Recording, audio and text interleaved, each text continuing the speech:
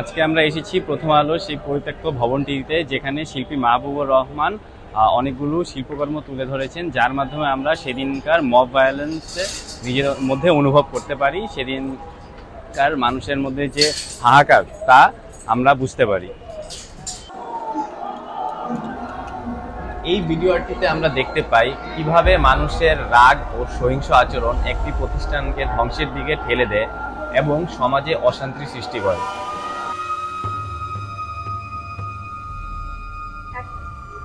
মাহবুবুর রহমান প্রথম আলোর এই দ্বিতীয় তলার এই জায়গাটিকে একটি পরিত্যক্ত জায়গা হিসেবে তুলে ধরেছে।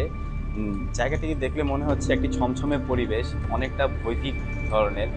সামনে আমরা আরেকটি ভিডিও আর্ট দেখতে পাচ্ছি, যেখানে দেখা যাচ্ছে যে মব সৃষ্টি যখন হয় বা কোনো জায়গায় যখন আগুন লাগে, সেখানে যে মানুষের বাঁচার যে আকুতি মিনতি, তাদের যে চেষ্টা, ওটি এখানে তুলে ধরা হয়েছে।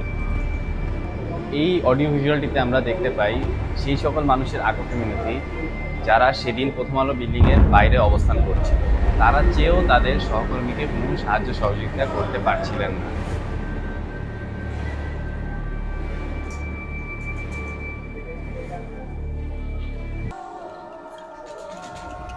এই জায়গায় আমরা দেখতে পাচ্ছি অনেকগুলো কবুতরকে খাঁচাবন্দি করে রাখা হয়েছে।